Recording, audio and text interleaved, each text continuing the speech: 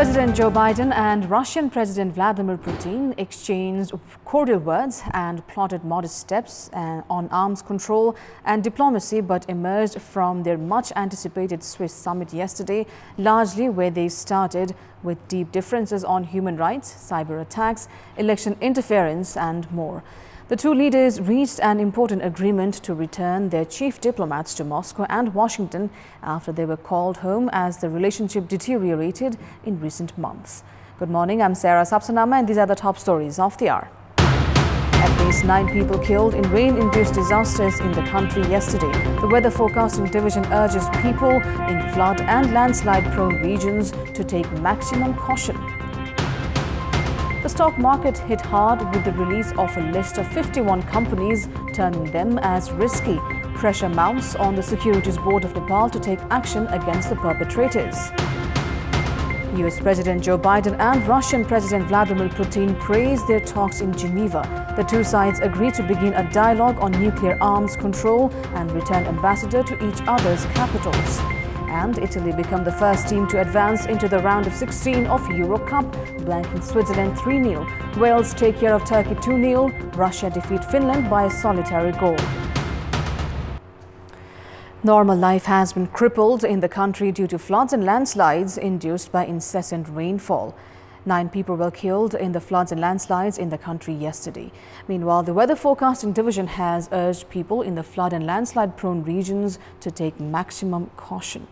7 people were killed in rain-induced disasters, while 10 people were reported missing following Tuesday night's flooding in Melamchi River in Sindhu-Balchok district. The flood has inundated 1,000 houses in the district. Likewise, 1 person was killed in Palpa's Ribdikot rural municipality when a house caved in. The deceased has been identified as 19-year-old Madan Bhattarai of Manchigaon.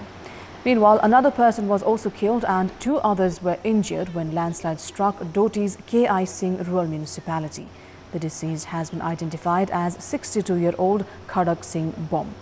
Chame and Naso rural municipality in Manang have been devastated by rainwaters due to the flooding in the local rivers. The floods have displaced around 1,000 local residents of about 200 households. A number of houses in Chame have been inundated due to floods in Khate and Chattu rivers. The flood has also damaged the dam of Super Dordi B hydropower project in Lamjung. The water level at Gandak Dam in Nawalparasi East has crossed the danger level due to floods in the Narayani River.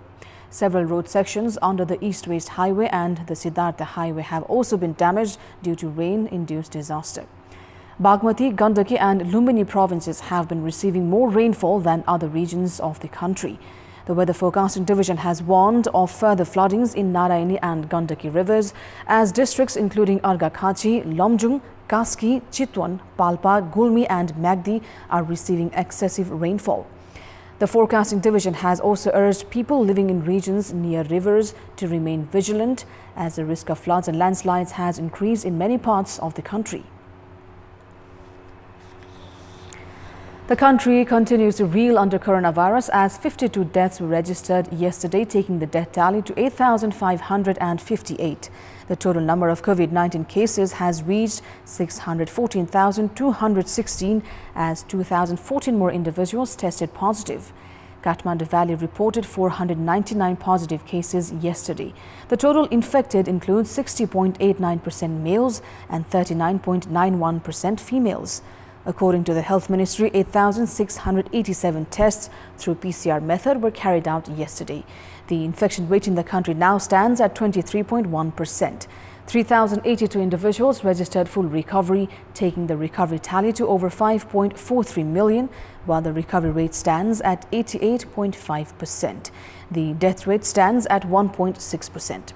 Based on the latest report by the Health Ministry, 57,826 of the infected are currently in home isolation, 902 in intensive care units and 279 on ventilator support. A shockwave hit the stock market yesterday after the Securities Board of Nepal published a list of 51 companies with unnatural rise in share prices and pointed out that it was risky to invest in them. The move has now mounted pressure on the board itself to probe into the matter and take action against those who are involved in manipulating the shares of these companies. The Securities Board of Nepal, the only stock market regulator in the country, on Tuesday published a list of 51 companies having weak indices in various sectors, but whose share prices surged unnaturally.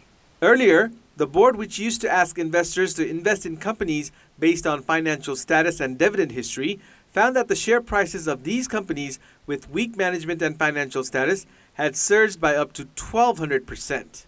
On the contrary, the share prices of Class A companies, despite having good profit history, dividend distribution and prospects, and having undergone regular audits, did not increase in that proportion.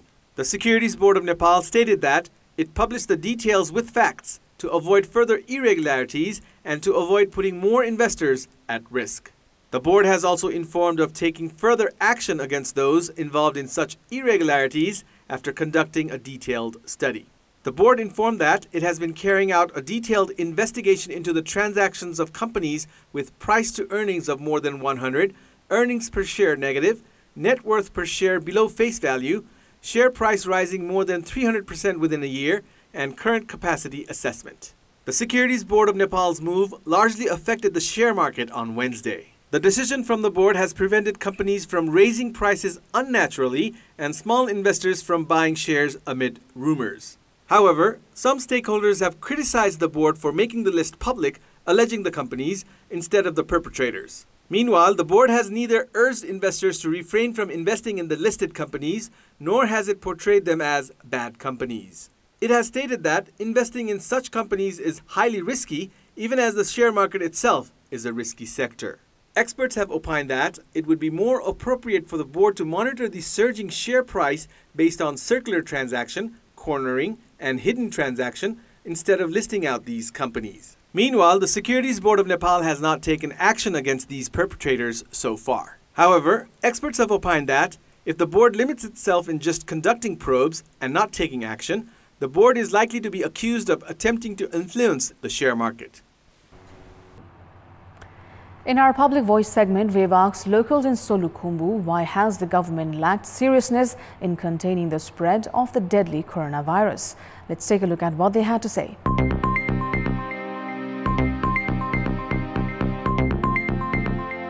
आफै भित्र एउटा खिचलो उत्पादन गरेर चाहिँ महामारीको बेलामा जनता बचाउनुको साटो आफ्नै कुर्सीको जोहमा लागिरहेका छन्। शक्ति र सत्तामा कसरी रहौं भन्नेमा मात्र ध्यान दिइराखेका छन्।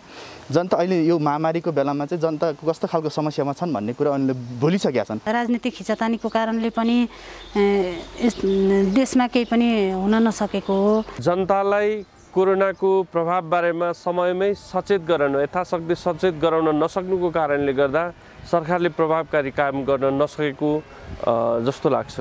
आफ्ना पक्षका मन्त्रीहरू बनाउने, आफ्ना पक्षका मान्छेहरू ल्याउने, आफ्नो कुर्सी बचाउनेमा उ तल्लीन भएको छ। सरकार महामारीमा भन्दा पनि आफ्नो राजनीतिक दुनो कसरी सजाउने भन्नेतिर लागेको देखिन्छ।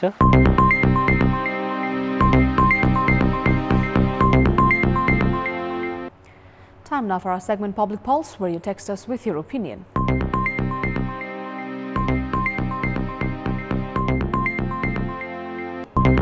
The question is, what should be the priority to minimize destructions caused by rain-induced disasters? Your options are A. Install warning system, B. Manage rescue camps, and C. Prepare for rapid rescue. The voting is on. Type NEWS, select your option A, B or C and send it to 34001 to share your opinion with us. That's all for the moment. Thank you for watching. Have a great day ahead.